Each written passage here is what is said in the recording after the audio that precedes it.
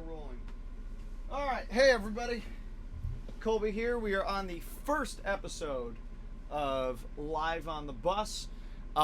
This is a whole series where we'll be bringing on some guest artists, and then as we're on the road as the regular band, we'll be bringing you new songs, cover songs, and comments. Make sure to let us know what you guys want to hear. We're just having some fun with it while everybody's kind of on lockdown right now, and making light of a serious situation and time. So without further ado, our first guest on the first episode is actually going to be my main man, Mr. Kris Luis, who plays bass on the road and is doing the studio work with us. So Kris, come on the bus, man. Yo, what's going on? Where's the live studio applause? There's no live studio here, man. It's big audience. It's just me and you, dude. Me and you and our awesome viewers. This is cool. Thanks for having me on. Yeah, man.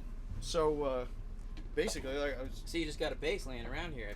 Yeah, Maybe I can play with something. I leave the.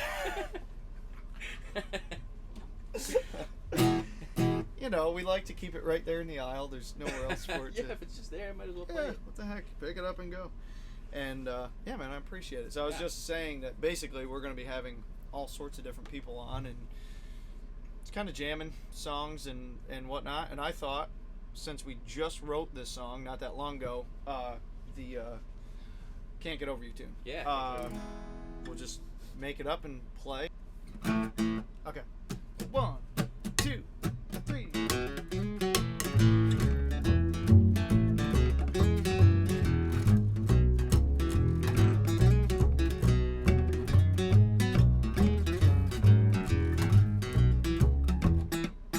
I was drinking, you were eating at a table all by yourself.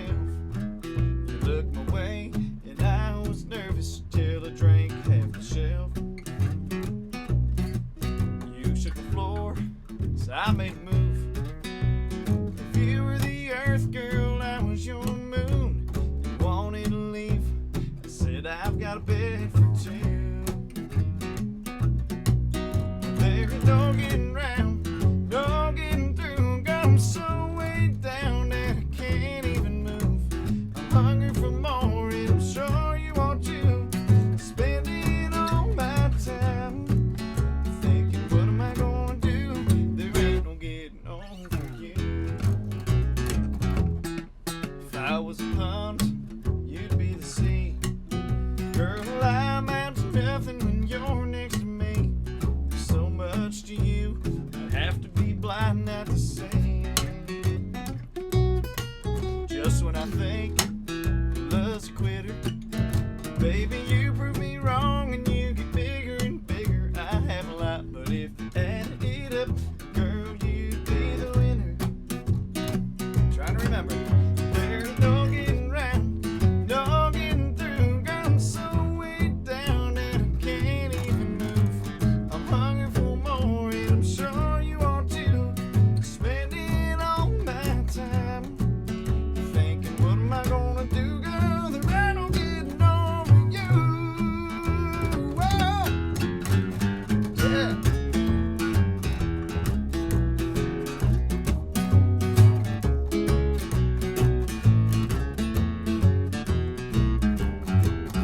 Ah. Well, I can't leave. It's impossible to do. The weight of this decision, it's all on you.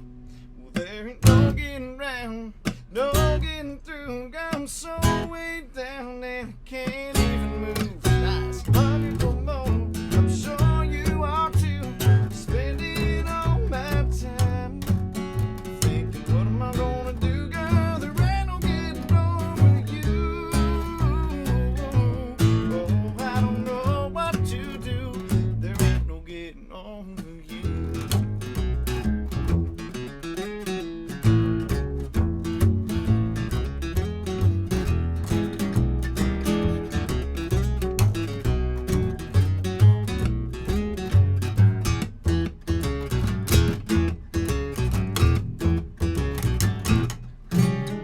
Oh, buddy, nice.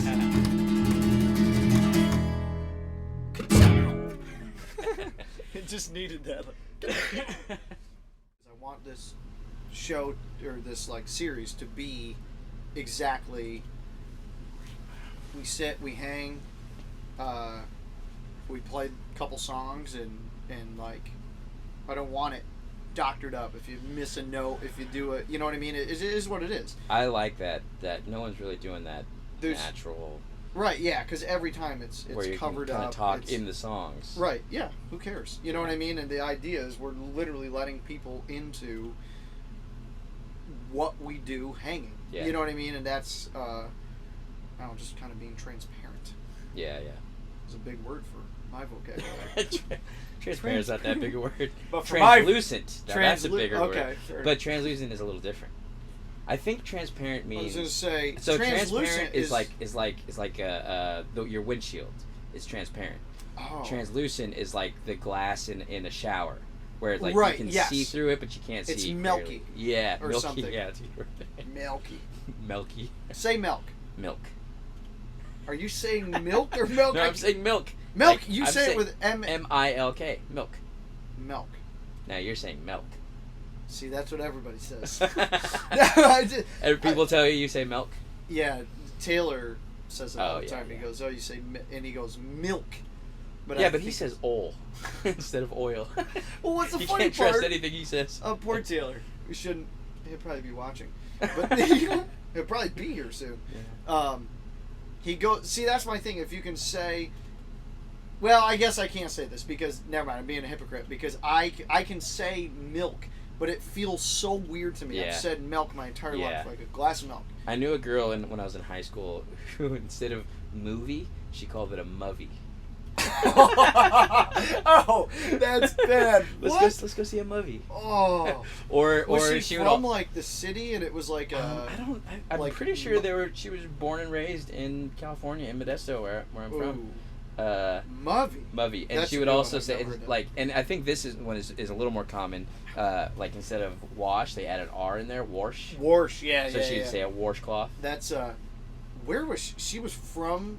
Yeah, she was from. I'm pretty sure. Does she have like relatives from like that's a southern thing for sure. Wash. Uh-huh. You know what I mean? Yeah, I mean, as far as I know, she was from California. Movie? I don't know how. Movie. There's just something that disturbs me so deeply. It is. It becomes muv. Like it's muv is like. Yeah, muv is kind of an uncomfortable word. If you were to describe muv, it's like it's like how people have that like weird aversion to moist. Right. Which I don't really get. Moist doesn't bother me. Is fine with me. Moist towelette. Like it does. I love moist things. I love moist things. It doesn't bother me at all. But muv. All right, Johnny Cash.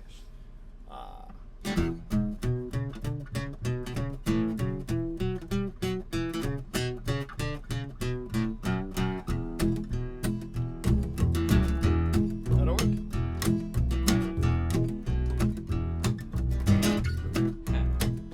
All right, now I gotta remember all these dang words in there.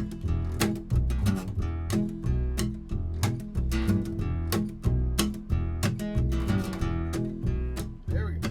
We'll left Kentucky back in 49. I went to Detroit working on the assembly line. Yeah, the first year they had me putting wheels on the Cadillacs. Every day I'd watch those beauties roll by, and sometimes I'd hang my head and cry, 'cause I've always wanted me one that was long and black. So one day I devised myself a plan. It should be the envy of most any man. I'd sneak it out of there with the lunchbox in my hand. Well, now getting caught meant getting fired, but I figured to have it all by the time I retired. I'd have me a car worth at least $100 grand.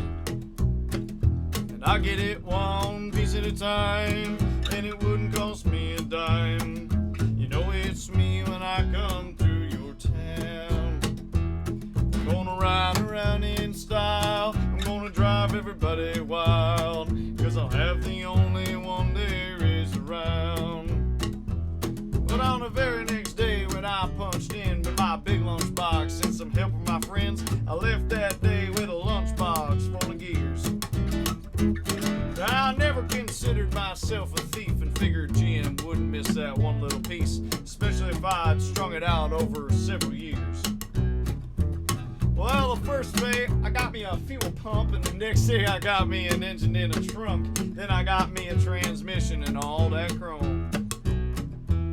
The little things I could fit in my big lunchbox, like nuts and bolts and all 4 shocks. But the big stuff we snuck out my buddy's mobile home. Well, up to now my plan went alright until we tried to put it all together one night. Well, that's when we noticed that something was definitely wrong. Well, the transmission was a 53 and the motor turned out to be a 73. When we tried to put in the bolts, all the dang holes were gone. Well, the headlights, they were another sight. We had 2 on the left and 1 on the right. But when we pulled on the switch, all 3 of them come on. That is great. Yeah, the back end looked kind of funny too, but we put it together and we got through. Well, that's when we noticed that we only had 1 tail fin. Well, about this time, my wife walked out, and I could see it in her eyes as she had her doubts. But she opened the door and said, "Honey, take me for a spin." So we drove uptown just to get the tags, and I headed her right on down Main Drag. I could hear everybody laughing for blocks around. Now up there at the courthouse, they didn't laugh because to top it up, it took the whole staff. And when they got through, the title weighed 60 pounds. And I got it 1 piece at a time, and it didn't cost me a dime. You know it's me when I come through your town. I'm gonna ride around in style, I'm gonna drive everybody wild, 'cause I'll have the only one there is around. I gotta remember this talking part. It gets me every time. I believe, don't quote me. Well, hey, Red Rider. This is the Cottonmouth and the Psychobilly Cadillac. Come on. Home. He does something like that. I said this is the Cottonmouth and negatory on the cost of this machine there, Red Rider. You might say I went right up to the factory and picked it up myself. It's a little cheaper that way.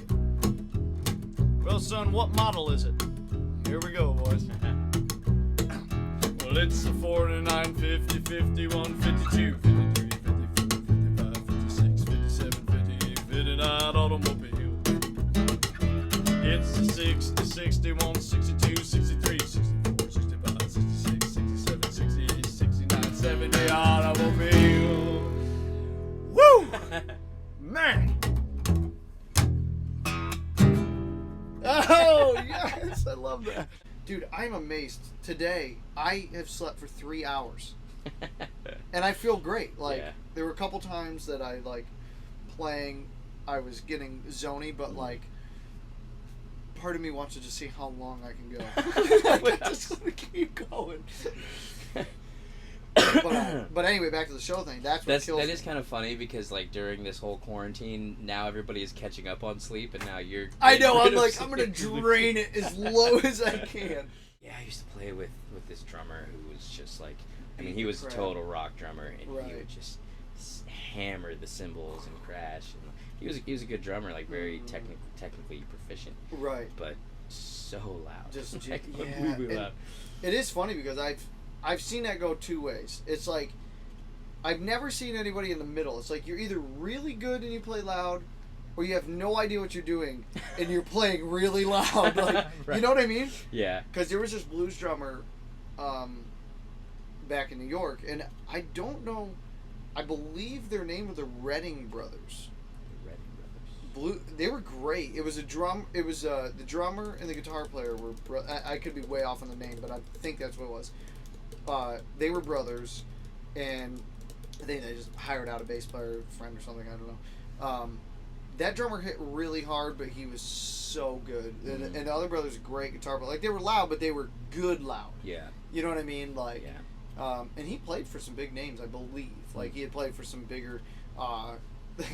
The one blues guy, Papa Chubby. That's nice. Yeah, like dude. that. He's got really cool songs too. So, but yeah, there's no in between with the drummer guys. Yeah. Well, I have met some. I mean, there's obviously like the studio guys, and they can do anything. Sure. And then I've met personally a handful of drummers who are awesome about that. I mean, Danny Pratt from the Flying Buffaloes.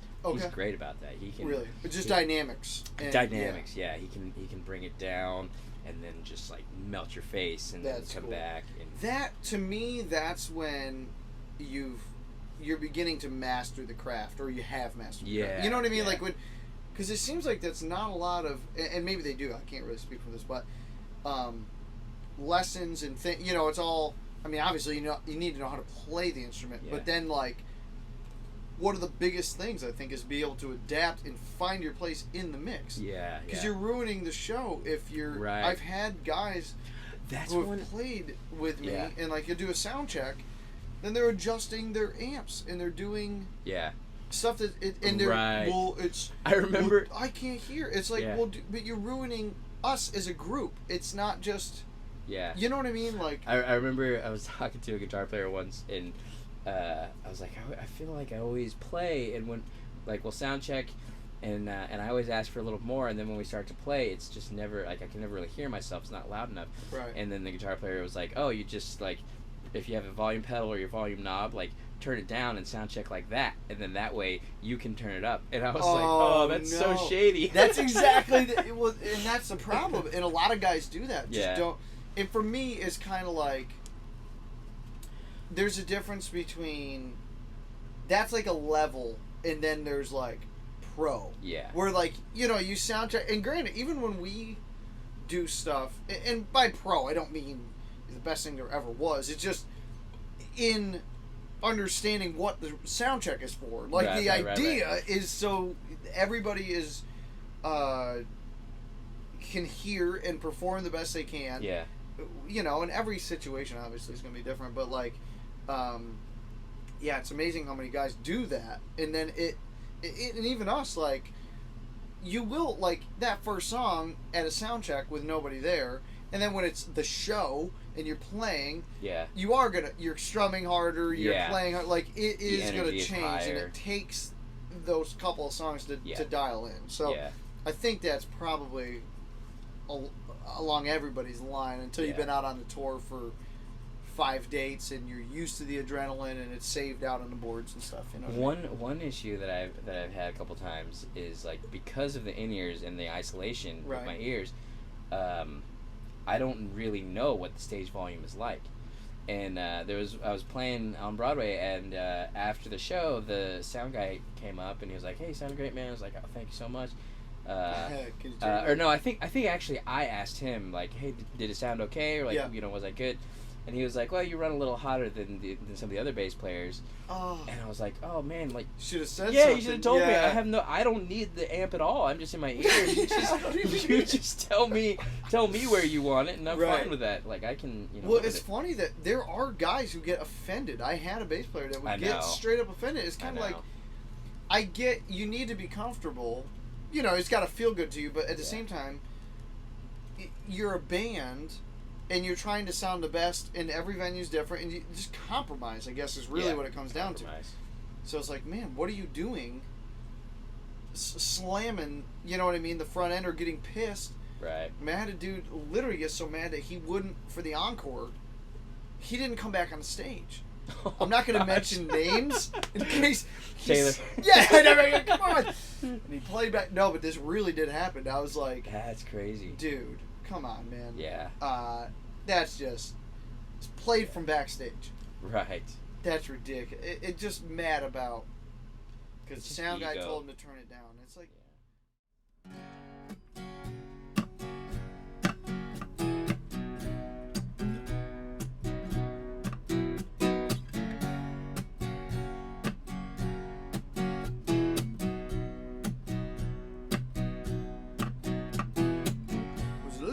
Tall, could have used a few pounds.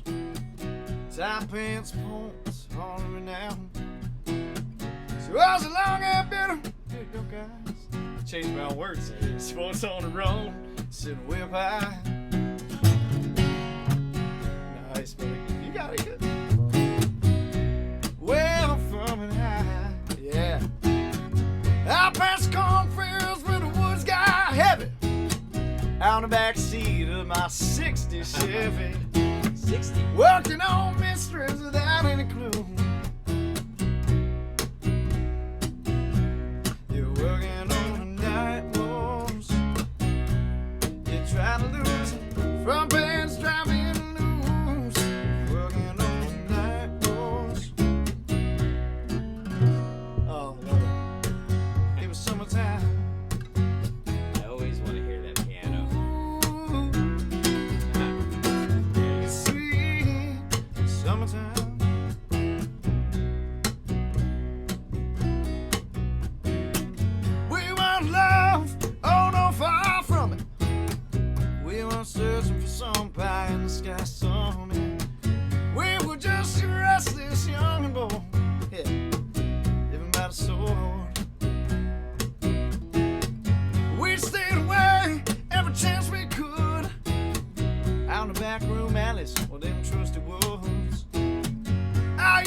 just you was me, but neither one cared. We were getting our share. We were working on the night moves. You're trying to lose it. Front page driving news. Working on the night moves. Sounds good. Give us summertime.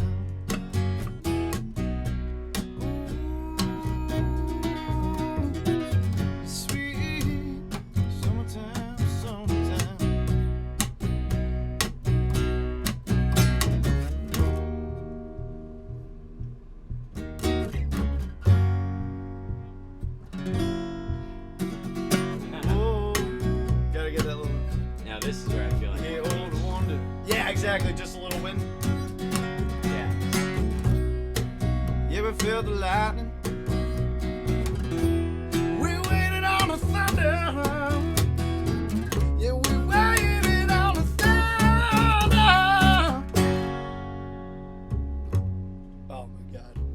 Every time you do that live, I'm like, really, man? Well, I woke last night to the sound of thunder. How far off I sat and wondered. Started humming a song from 1962. It's strange how the night moves. We just don't seem to have as much to lose. Strange how the night moves. Autumn closing in.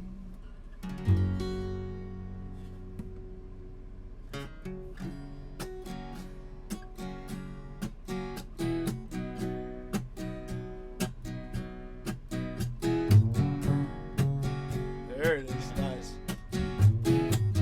I love that feel of that thing.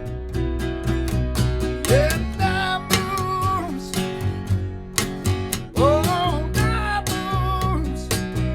Everybody sing, night moves. Whoa, night moves. Night moves. Whoa, night moves. Whoa, night moves. Whoa, night moves. Yeah, let's bring it here. That'll be hard.